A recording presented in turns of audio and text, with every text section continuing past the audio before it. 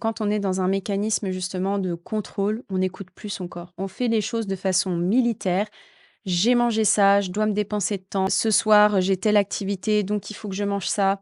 Et du coup, on n'est plus du tout dans une relation saine d'écoute.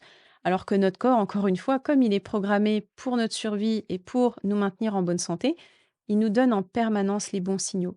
Mais il nous donne les bons signaux déjà si on est en mesure de l'écouter, parce que quand on a passé des années à ne pas l'écouter, forcément, bah, au bout d'un moment, il est complètement déréglé et il est plus en mesure de nous envoyer les bons signaux.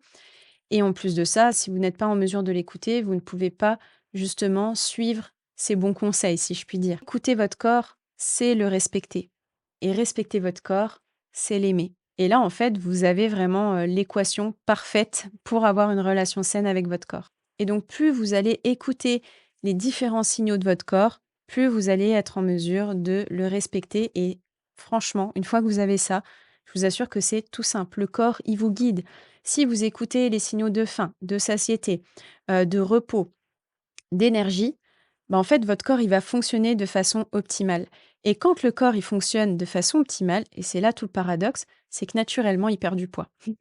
Donc en fait, c'est quelque chose que j'explique souvent à mes consultantes en accompagnement, c'est que au lieu de vouloir tout contrôler et de se mettre dans un état de fatigue et d'être complètement dérégulé, et donc on ne perd pas du poids quand on est dans ces conditions-là, bah, la clé, c'est justement de se poser, de se mettre sur stop et de revenir à des choses essentielles comme l'écoute.